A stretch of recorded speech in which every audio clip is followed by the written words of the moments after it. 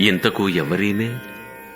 తిరుపతికి సమీపంలో తరిగొండ గ్రామంలో నరహరి వెలసిన క్షేత్రంలో నందవర శాఖీయులైన కానాల కృష్ణయ్య మంగమ్మ దంపతుల కలల పంటగా శ్రీనివాసుని వరప్రసాదంగా క్రీస్తు శకం 1730వ సంవత్సర ప్రాంతంలో ప్రభవించింది. బాల్యం నుండి వెంగమాంబకు పరమభక్తి, శ్రీనివాసునిపై చెదరని అనురక్తి.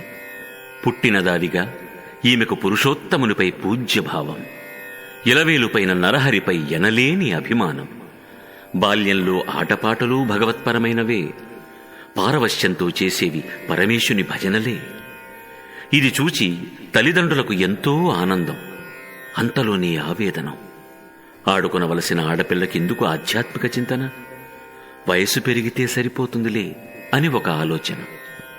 ఏండ్లు గడిచే కొద్దీ ఎక్కువైంది భగవన్నామస్మరణ. సహజ సిద్ధంగా అలవడింది సాహితీ సమర్చన. అనుక్షణం ఆమెకు అలమేలుపతి సంకీర్తన.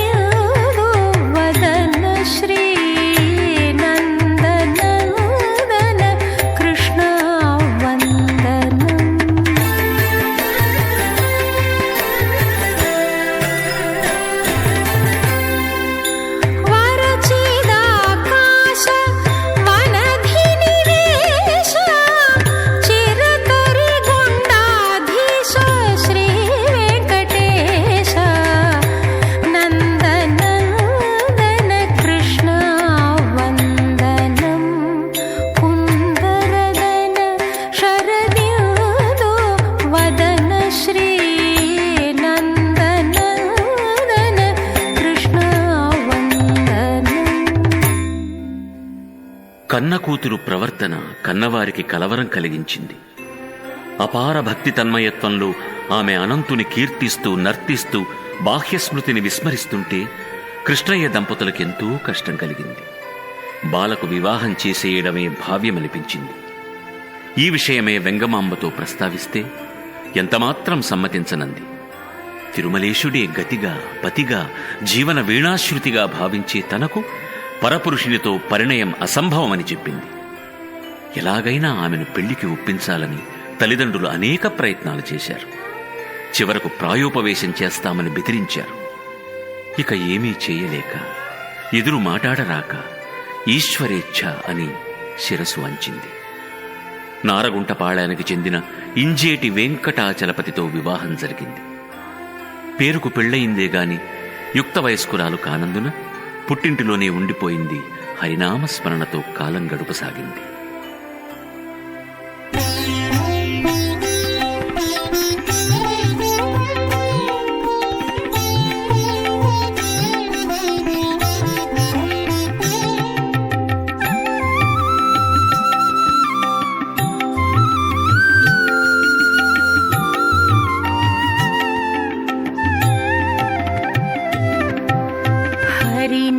హరినామస్మరణ చేయకుంటే ఆవలగతేమి? శ్రీ హరినామస్మరణ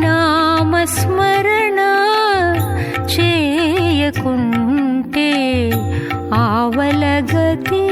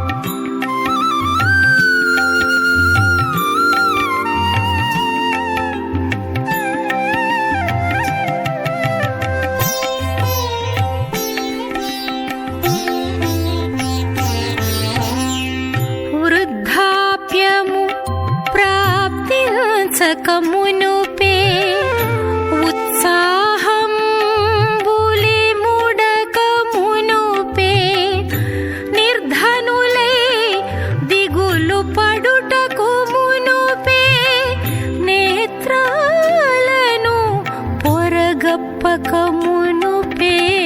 హరినామ స్మరణ చేయకుంటే ఆవలగతి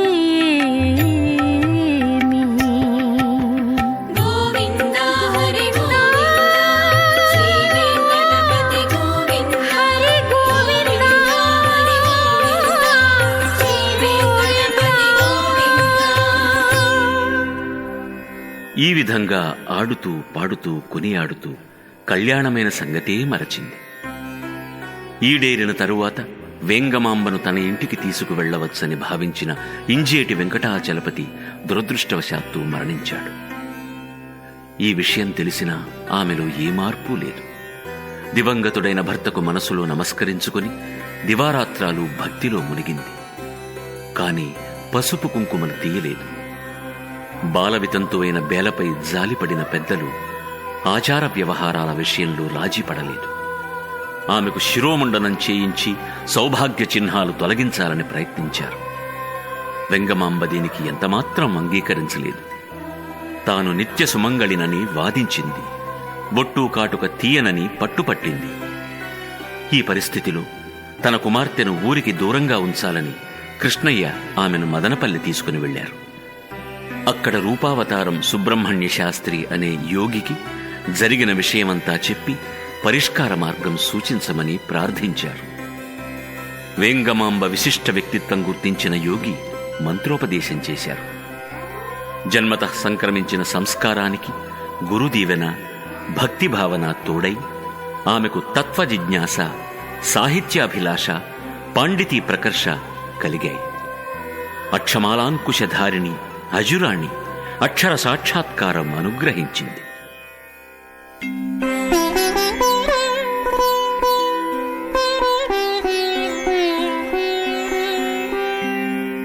అలఘునభంబు నుండి విమలాక్షర పంక్తుల రీతి వచ్చి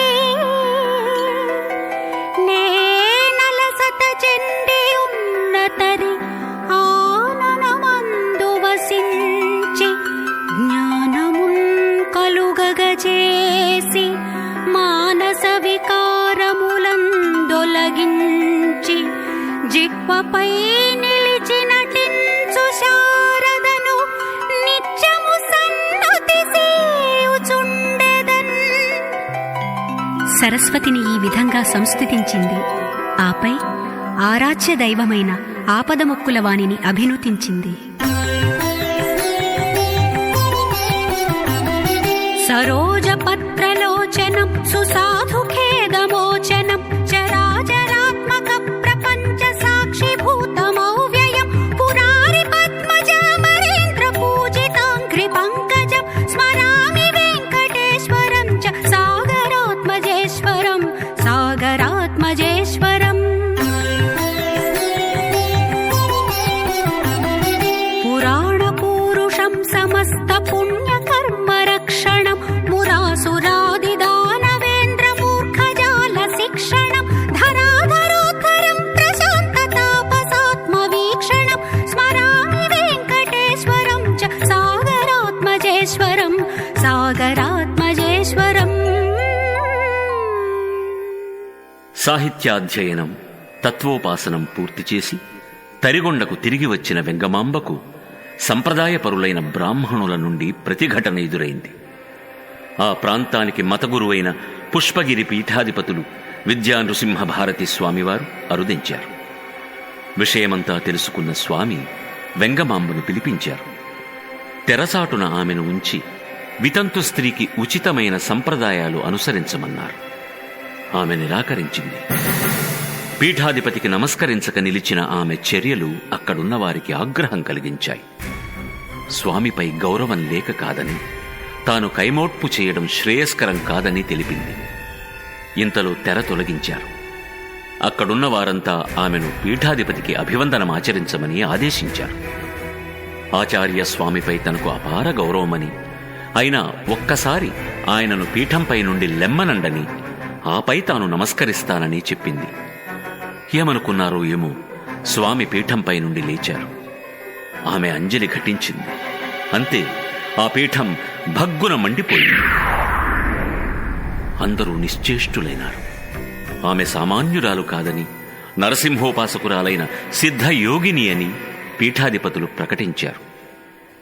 ఇంత జరిగినా ఇంకా కొందరికి కనువిప్పు కలగలేదు. ఆమె మహామహిమత్వం అర్థం కాలేదు. అవకాశం దొరికినప్పుడంతా ఆ ఛాందసులు వెంగమాంబను అవమానించేవారు. ఆమె అన్నీ సహించేది, మౌనంగా భరించేది, ఆత్మాశ్రయంగా పాటలు పాడుకునేది.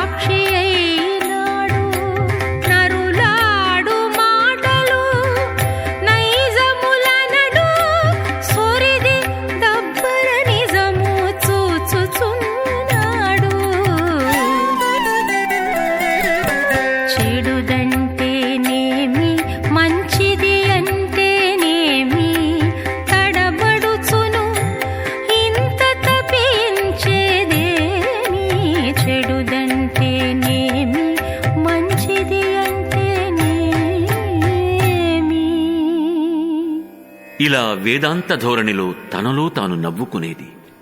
ఎవరేమన్నా ప్రతిదినమూ ఏమరకుండా నృసింహుని అర్చించి తక్కిన సమయంలో కావ్యరచన చేసేది. తరిగొండ నరసింహ శతకం విరచించింది. రాజయోగామృత సారమనే ద్విపద కావ్యము సంతరించింది. యక్షగాన రచన ఆరంభించింది. తరిగొండ నరసింహాలయంలోని ఆంజనేయ విగ్రహం వెనక చేరి ధ్యానం చేసుకునేది. ఒకనాడు ఇది గమనించిన అర్చకుడు ఆగ్రహించి జుట్టు పట్టుకుని బయటకు ఈడ్చి దూషించాడు. ఆ సమయంలో ఆమె కళ్లలో కనిపించిన యోగజ్వాలలు చూచి నివ్వెరపోయి ఆమె పదాలపై వాలాడు. ఇక తరిగొండలో ఉండడం కంటే తిరుమల చేరడమే సప్తగిరీశుని సంకల్పమని ఎవరికీ చెప్పక ఏడుకొండలవాని సన్నిధికి బయలుదేరింది. అలసట ఎరుగక అడవి మార్గంలో పయనించి శ్రీ వెంకటగిరి చేరుకుంది. తిరుమల వైభవం పరికించి పరవశించింది.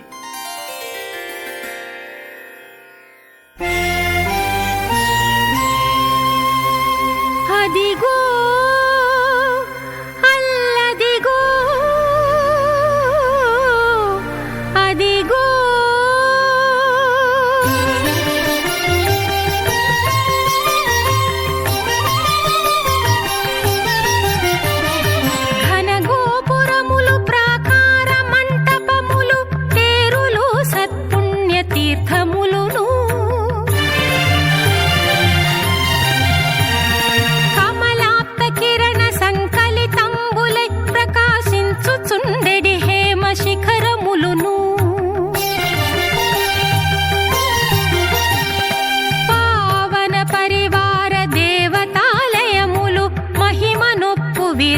మఠవరములు రంగదుత్తుంగ మాతంగ తురంగముల్ పొమరారు బహు సాధు గోగణములు ముద్దుగా పల్కు శుకపికములును నీలకంఠములును మరాళ సంఘములు మరియు ఫలచయంబులు తులసి కాదళ సుమములు క్రిక్కిరిసియుండు వెంకటగిరిపురమునా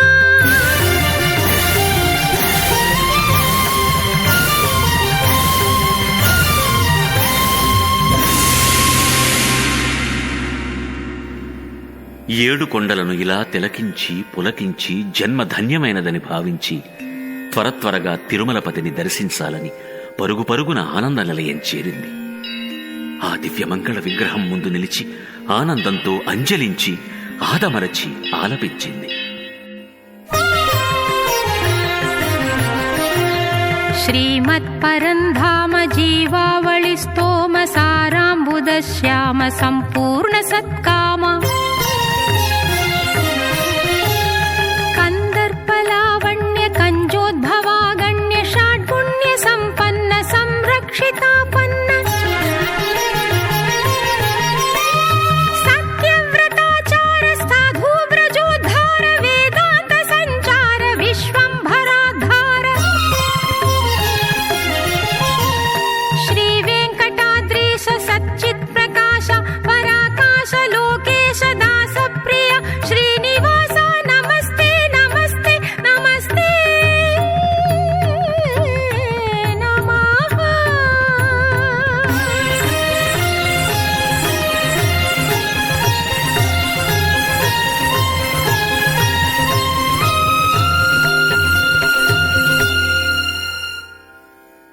ఈ భక్త శిఖామణికి తిరుమలపై వసతి కల్పించవలసిందిగా ఏడుకొండలవాడు అప్పటి మహంతు ఆత్మారాం దాసు గారికి ప్రేరణ కలిగించాడు.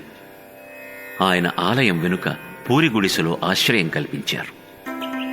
పవలంతా శ్రీవారి సపర్య, రేయులో సాహితీ ప్రక్రియ. ఇది తిరుమలపై వేంగమాంబ దినచర్య. ప్రతిరోజు స్వామిని తులసిమాలలతో అలంకరించాలని ఆమె ఆశ. అందుకోసం తన నివాసంలో తులసి తోట పెంచాలని ఆకాంక్ష.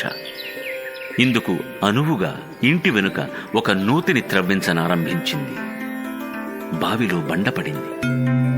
వేంగమాంబ వెంకటేశుని ధ్యానించి పాతాళగంగను పైకి రమ్మని ప్రార్థించింది.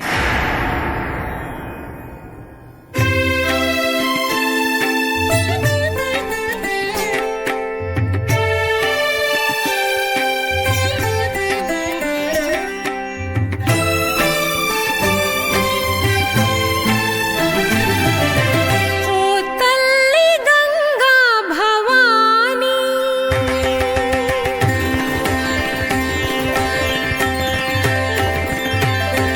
ఓ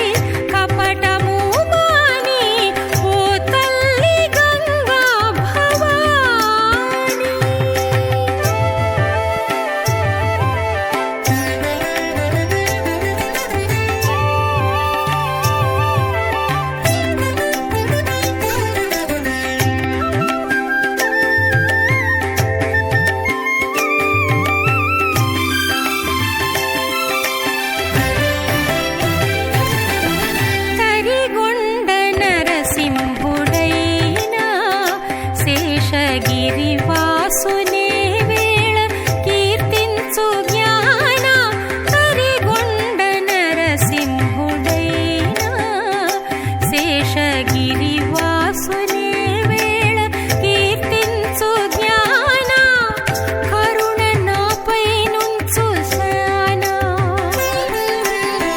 కరుణ నాపై నుంచు శానా మమ్ము కడతేర్చు భావము కల్గిన దానా ఓ తల్లి గంగా భవానీ రావే ఖ్యాతిగా ఇచటికి కపటము మాని ఓ తల్లి గంగా భవానీ రావే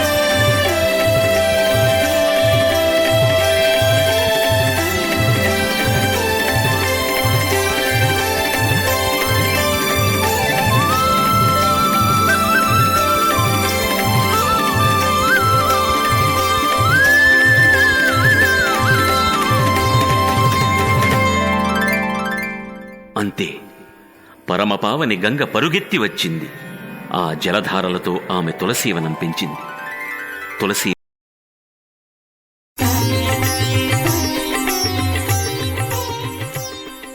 తమ నందవరీక శాఖకు చెందిన తరిగొండ వెంగమాంబ గురించి విని కని మురిసిన తాళ్లపాక అన్నమాచార్య వంశీయులు తమ ఇంటిలోని ఒక భాగంలో ఆమెకు శాశ్వత నివాసం ఏర్పాటు చేశారు. ఇది శ్రీనివాస సంకల్పమని ఎంచి ఇక్కడే సాహిత్యాధ్యయనం చేస్తూ ఉండిపోయింది. దినమంతా శ్రీవారి కొలువు, ఏకాంత సేవలో హారతి చెలువు. ఆపై ఆమె మనసు ఆశు కవితలకు నెలవు. ఆ పాట వింటే పులకించు తనువు.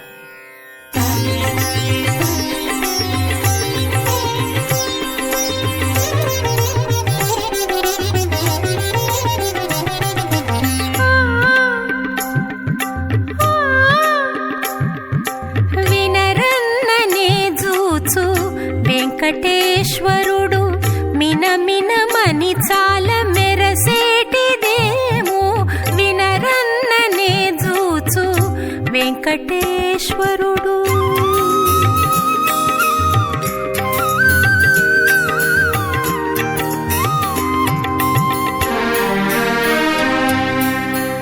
గట్టిగా తల మీద గదియించి దాని చుట్టూ పూదండ చుట్టుకున్నాడు. ఎడమ చేతను కత్తి ఇరవంద పట్టి కుడి చే ధరణిపై గురి పెట్టినాడు. వినరన్ననే జూచు వెంకటేశ్వరుడు మినమినమని చాల మెరసేటిదేమో వినరన్ననే జూచు వెంకటేశ్వరుడు.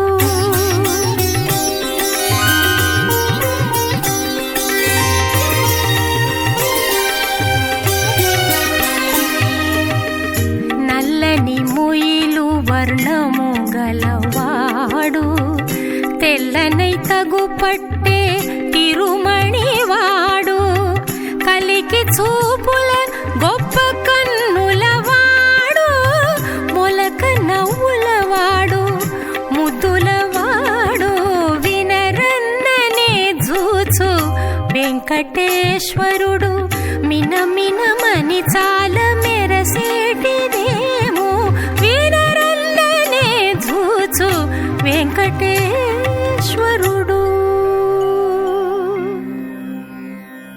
అప్పటి దేవస్థానం ప్రధానార్చకులు అక్కారాం దీక్షితులు వెంగమాంబ నివాసం వెనక ఉండేవారు.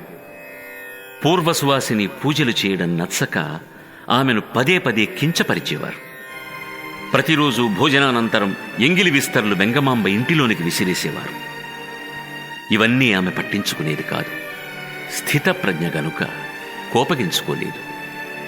కాని ఒకరోజు వారు వేసిన ఎంగిలి విస్తర్లు ధ్యాన నిమగ్నురాలైన వెంగమాంబపై పడినాయి. అంతే ఆమెను అంతర్యామి ఆవహించాడు. మహోగ్ర రూపం ధరింపచేశాడు. భక్తులనొప్పించిన బాధపడే భగవానుడు ఆమెను పూని అక్కారాం దీక్షితుల వంశం నిర్వంశమవుతుందని శపింపజేశాడు. భయభ్రాంతుడైన అక్కారామయ్య ఆమె అడుగులపై పడి అర్థించాడు. వెంగమాంబలోని వెంకటేశుడు శాంతించి ఇక మీదట వారి వంశంలో ఏక సంతానమేనని శాసించాడు. ఇది జరిగిన నాటి నుండి ఆమె ఆలయానికి వెళ్లడం మాని అర్చామూర్తులను ఇంటిలోనే ఆరాధిస్తూ కాలం వెళ్లబుచ్చేది. ఎందరికో ఇష్టం లేని పని తానెందుకు చేయాలని అనుకున్నది. వెంగమాంబ తన సన్నిధికి రాకపోవడం వెంకటగిరినాథునకు నచ్చలేదు. ఆమె కట్టిన తులసిమాలలు దాల్చక, ఆమె పట్టే హారతి వెలుగులు చూడక ఉండలేకపోయాడు. అందుకే ఆలయం మూసిన తరువాత ఆమె ఇంటికి తానే తరలి వచ్చేవాడు. ఆమె పాడే లాలిపాటను ఆదమరచి ఆలకించేవాడు.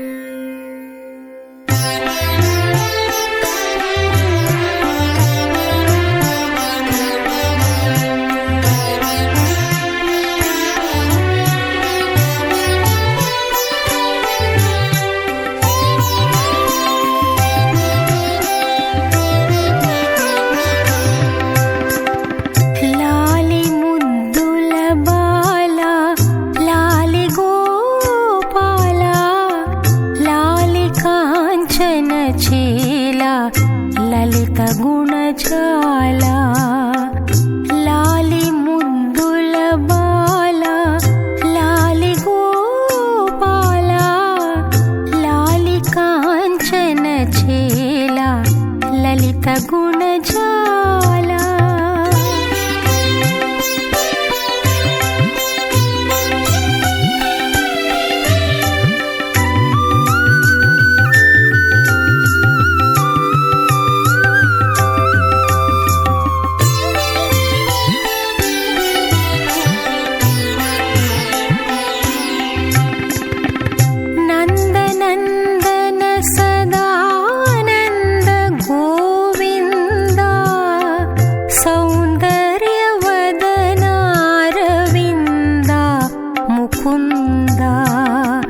లాలి ముద్దుల బాల లాలి గోపాల లాలి కాంచన చేల లలిత గుణజాల.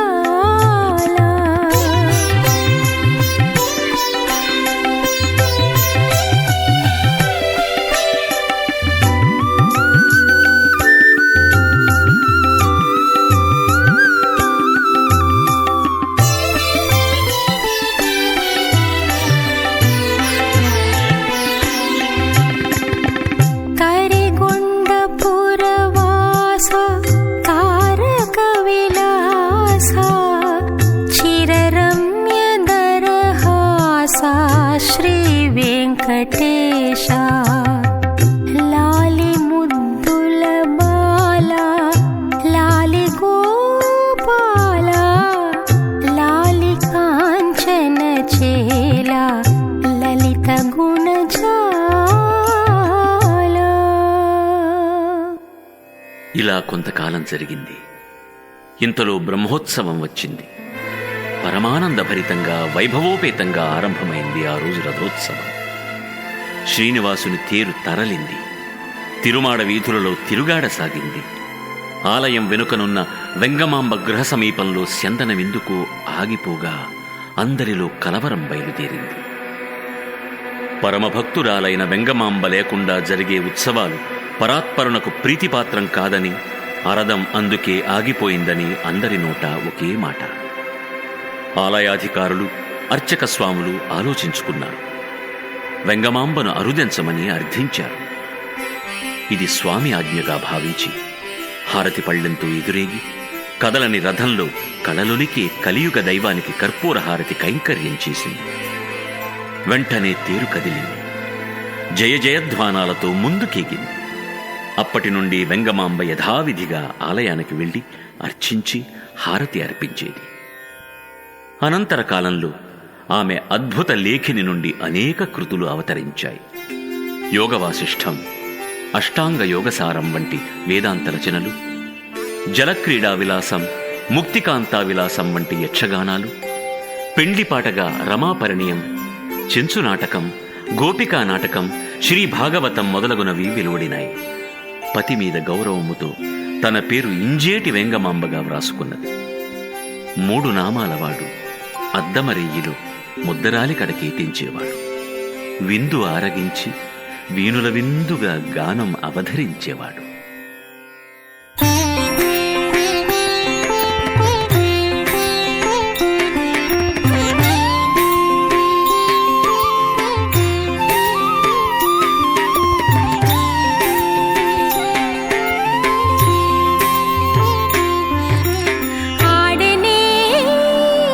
కృష్ణుడాడెనే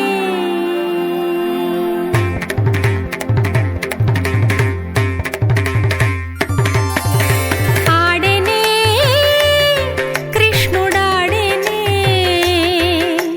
పాడుచు ఆ గోపకులందరూ తన వేడుక చూడగ వింతగా నగుచు ఆడెనే కృష్ణుడాడెనే.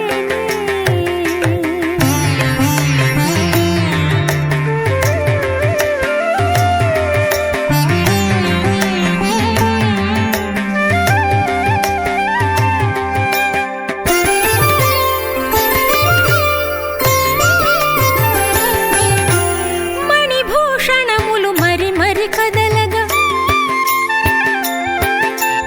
ఘణ ఘణమని మొలగంటలు మ్రోయ. మణిభూషణములు మరి మరి కదలగా ఘణ ఘణమని మొలగంటలు మ్రోయ ఆడెనే కృష్ణుడాడెనే పాడుచు ఆ గోపకులందరూ తన వేడుక చూడగ వింతగా నగుచు ఆడెనే కృష్ణుడాడెనే.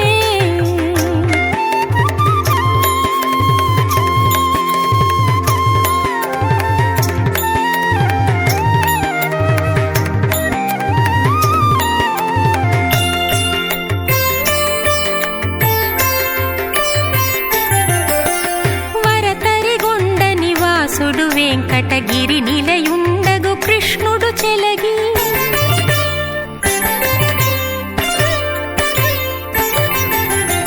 వరతరిగొండ నివాసుడు వెంకటగిరి నిలయుండగు కృష్ణుడు చెలగి ఆడెనే కృష్ణుడాడెనే పాడుచు ఆ గోపకులందరూ తన వేడుక చూడగ వింతగా నగుచు ఆడెనే కృష్ణుడాడెనే.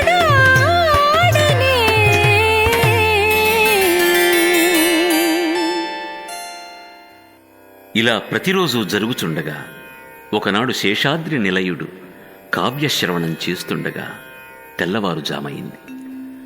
కౌసల్య సుప్రజారామ అని సుప్రభాతం ఆరంభమైంది. గుడికి బయలుదేరేందుకు ఉద్యుక్తుడైన కొండలరాయిని కొంగు పట్టుకుని ఆపడానికి వెంగమాంబ ప్రయత్నించింది. అంతలో స్వామి అంతర్ధానమైనాడు. శ్రీనివాసుని చేలాంచలము చిరిగి సగభాగం ఆమె చేతిలోనే ఉండిపోయింది. ఆలయంలో ప్రవేశించిన అర్చక స్వాములు శ్రీవారిని సమీపించారు. ఉత్తరీయం చిరిగి ఉండడం చూచి నిరుత్తరులైనారు. ఉత్తరీయమేమైందని ఒకటే ఉత్కంఠ, ఒకే చింత. సమాధానం కావాలంటే వెంగమాంబను సంప్రదించాలని నిర్ణయించి ఆ భక్తురాలింటికి అందరూ బయలుదేరారు. ఆలయాధికారులు అర్చక స్వాములు అరుదించేసరికి ఏమి జరిగిందని కుతూహలంతో అడిగింది వెంగమాంబ. జరిగిన విషయం తెలుసుకుని పూజాగృహంలో గతరాత్రి పదిలపరిచిన శేషవస్త్రాన్ని తీసుకువచ్చి వారికి అందించింది. అందరికీ ఆశ్చర్యం, అంతులేని విస్మయం. ఇదే శ్రీవారి ఉత్తరీయం. అందరికీ జరిగిన సంగతి అవగతమైంది. వెంగమాంబ విశిష్టత వెల్లడైంది. అప్పటి నుండి ఆమె మఠానికి వచ్చే భక్తుల సంఖ్య అధికమైంది. ఆమె రచనలు ప్రాచుర్యం పొందాయి. యక్షగానాలు ప్రదర్శింపబడ్డాయి. పాటలు తేనెతేటలై ప్రజల నాలుకలపై నర్తించాయి.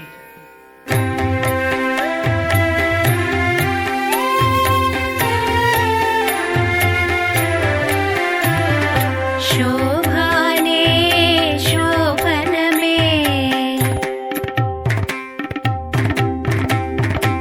శోభానే శోభనమే ప్రాభవయుతునకు భావజ గురునకు శోభానే శోభనమే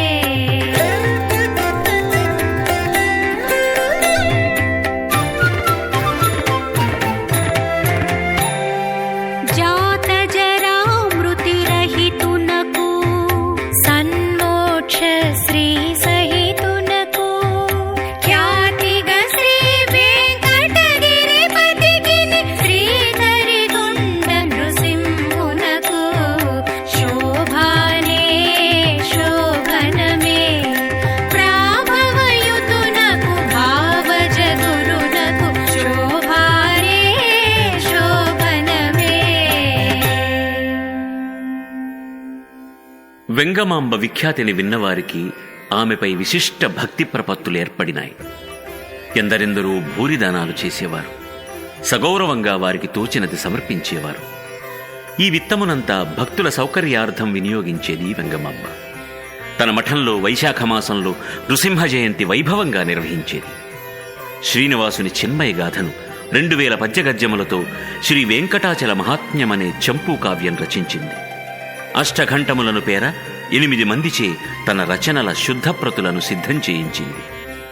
ఆమె కీర్తి దశ దిశల వ్యాపించడం చేత తిరుమలకు వచ్చే భక్తులందరూ ఈమెను దర్శించేవారు.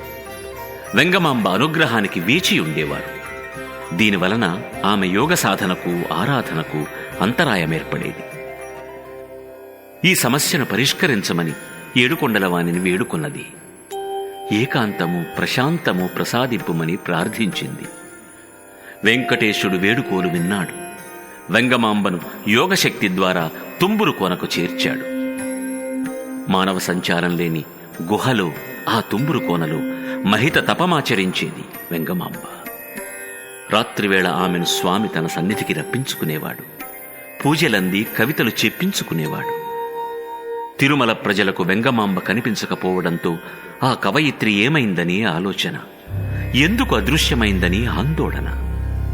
సుప్రభాత వేళలో తలుపు తెరిచేవారికి అప్పుడే ఎవరో పూజ చేసి వెళ్ళినట్టు సందేహం. ఎవ్వరికీ తెలియకుండా ఆలయంలో అర్ధరాత్రి వేళ అన్యులు వస్తున్నారని అనుమానం. అక్కడ తుంబురు కోనలో ఎవ్వరూ రాని ఏకాంతంలో తపోనిష్టయై యోగావిష్టయై తన ఆత్మను సంబోధించుకుని ఆధ్యాత్మిక తాత్విక వైరాగ్య గీతికలను ఆలపించుకునేది.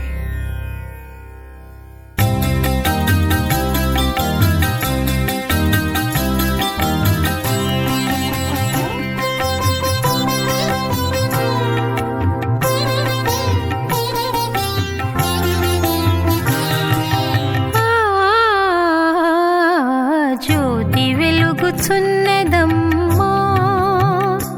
దానిలోతు తెలియరాదే కొమ్మా. జ్యోతి వెలుగుచున్నదమ్మా, పాతాళ గగన కళాతీతమై సర్వభూతములందు ప్రఖ్యాతిగా పరమాత్మ జ్యోతి వెలుగుచున్నదమ్మా.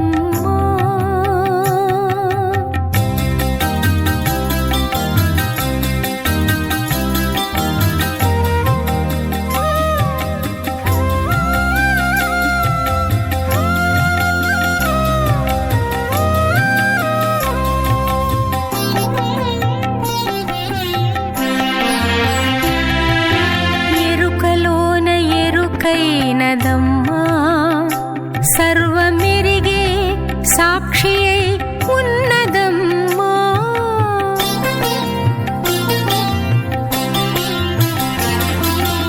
ఎరుకలోన ఎరుకైనదమ్మా, సర్వమెరిగే సాక్షియై ఉన్నదమ్మా. పరమాణువై విశ్వ పరిపూర్ణముగా గురుచంద్రుడు తరిగొండ నరహరి రూపమున ఆత్మజ్యోతి వెలుగుచున్నదమ్మా. దానిలోతు తెలియరాదే కొమ్మా. జ్యోతి వెలుగుచున్నదమ్మా, పాతాళ గగన కళాతీతమై సర్వభూతములందు ప్రఖ్యాతిగా పరమాత్మ జ్యోతి వెలుగుచున్నదమ్మా. తిరుమల వీధులలో చంద్రశేఖరుడనే విప్రుడు కుష్ఠువ్యాధిగ్రస్తుడై తిరుగాడేవాడు. అతడు బాధతో బ్రతుకుపై నిరాశతో తిరుగుతూ అనుకోకుండా ఒకరోజు తుంబురు తీర్థం చేరాడు. అక్కడ వెంగమాంబను చూచి ఆశ్చర్యపడి ఆమె పదములపై పడి విముక్తి ప్రసాదించమని వేడుకున్నాడు. ఆ తపస్విని అనుగ్రహించింది. తన విషయం ఎవ్వరికీ చెప్పరాదని నిర్దేశించింది. ఒకవేళ చెబితే ప్రమాదమని హెచ్చరించింది. ఇక్కడ తిరుమలలో ఉన్నపాటున ఒక పురుషుడు పుష్కరిణిలో నుండి వెలుపలికి వచ్చాడు. నీవెవరవని అడిగితే బదులు చెప్పక నిలుచున్నాడు. ఇతడెవరో మహాత్ముడని అనుకున్నారే గాని ఆనాటి రోగగ్రస్తుడైన విప్రుడని పోల్చుకోలేకపోయారు. పుష్కరణీజుడని పిలువసాగారు. అందరూ ఆదరించేసరికి అతనిలో అహంకారం అంకురించింది. ఏమవుతుందిలే అని ఒకనాడు వెంగమాంబ తుంబురు కోనలో తనకు కనిపించిందని ఎల్లరికీ తెలియజేశాడు. అంతే, ఆ క్షణములో అతడు విగతజీవుడైనాడు. అవును, మహాత్ముల వాక్కులు వృధాపోవు గదా. ఇది జరిగినప్పటి నుండి అందరూ వెంగమాంబ దర్శనార్థం తుంబురు తీర్థానికి తరలి వెళ్లడం ప్రారంభమైంది. అక్కడ భక్తజన సంచారం హెచ్చింది. ఆమెకు ప్రశాంతత కరవైంది. ఇక ప్రయోజనం లేదని వెంగమాంబ తిరుమలకు తిరిగి వచ్చింది. వెంకటేశుని మోక్షం ప్రసాదించమని వేడుకున్నది. సహస్రచంద్ర దర్శనం చేసిన ఆ వృద్ధ తపస్విని విన్నపం సహస్రనాముడు సమ్మతించాడు. తనకు దూరంగా ఇక ఉంచడం ధర్మం కాదని, సజీవంగా వెంగమాంబను సమాధిలో ప్రవేశించమని, అక్కడి నుండి ఆత్మరూపంలో సన్నిధి చేరి అర్చించమని అనుజ్ఞ అనుగ్రహించాడు. ఆమె పేరుతో ప్రతినిత్యం ఏకాంత సేవానంతరం హారతి జరిగేటట్లు వరం ప్రసాదించాడు. అది 1817 సంవత్సరం, ఈశ్వరనామ సంవత్సరం, శ్రావణమాసం, శుద్ధ నవమి తిథి. ఆ రోజే వెంగమాంబ సమాధి. తరిగొండ నుండి తాను తెచ్చుకున్న నరహరి విగ్రహాన్ని తన మఠంలో ఆరాధించి శ్రీనివాసుని సముఖం చేరి తాను రచించిన శతకాలు, యక్షగానాలు, ద్విపదలు, పద్యకావ్యాలు స్వామి పాదాల కడ ఉంచింది. మంగాపతికి ప్రణమిల్లి మంగళహారతి సమర్పించింది.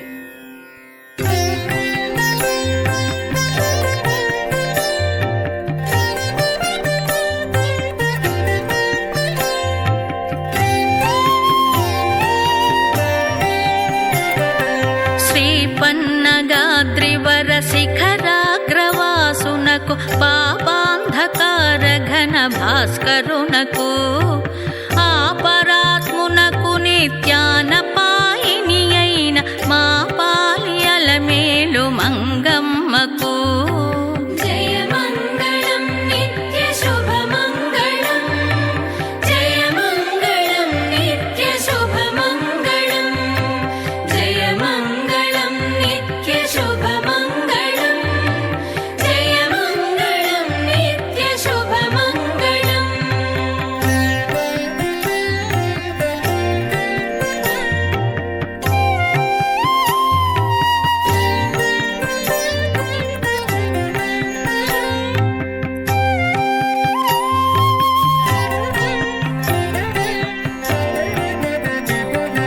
పరమొసగ నావంతు నరులకని వైకుంఠమరచేత చూపు జగదాత్మునకును సిరులొసగ తన వంతు సిద్ధమని నాయకుని పురమందు కొలువున్న శరథి సుతకు జయమంగళం నిత్య శుభమంగళం, జయమంగళం నిత్య శుభమంగళం, జయమంగళం నిత్య శుభమంగళం, జయమంగళం నిత్య శుభమంగళం. కళ్యాణాద్భుత గాత్రునికి కర్పూర హారతి కైంకర్యం చేసింది. ఇకపై ముత్యాల హారతి సమర్పించేందుకు తన చెల్లెలు కుమార్తె మంగమ్మను దత్తత స్వీకరించి నివాళినీయడానికి నియోగించింది.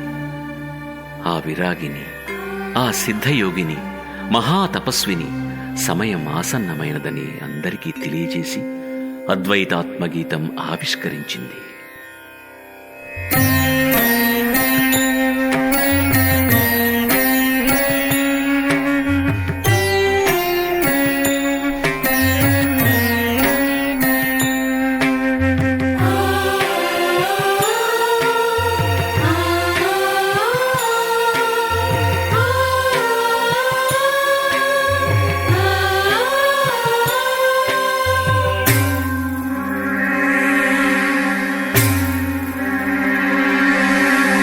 సర్వం బ్రహ్మమయం సద్గురురాయ, సర్వం బ్రహ్మమయం,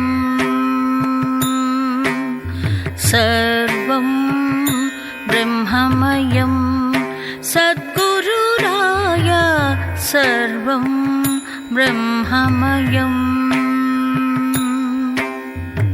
सर्वं ब्रह्मं साक्षिरूपं निर्मलचित्तं नित्यानन्दं सर्वं ब्रह्ममयं सद्गुरुराय सर्वं ब्रह्ममयम्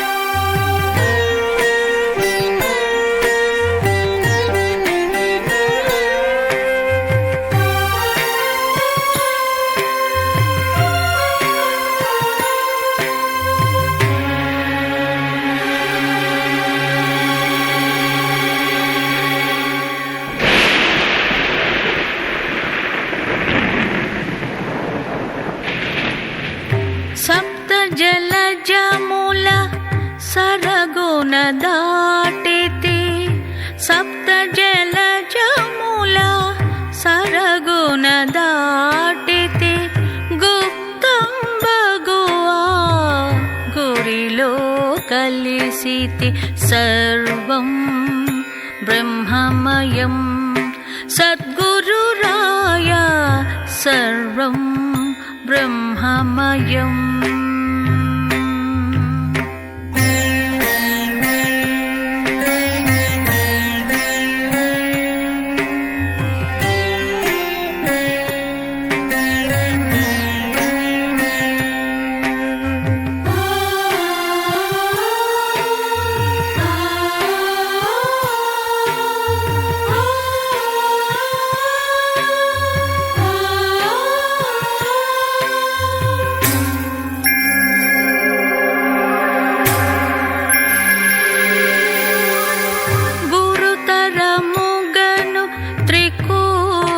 ముగాంచితి గురుతరముగను త్రికూటముగాంచితి ఎరుకలోని ఎరుకే నేనైతిని సర్వం బ్రహ్మమయం సద్గురురాయ సర్వం బ్రహ్మమయం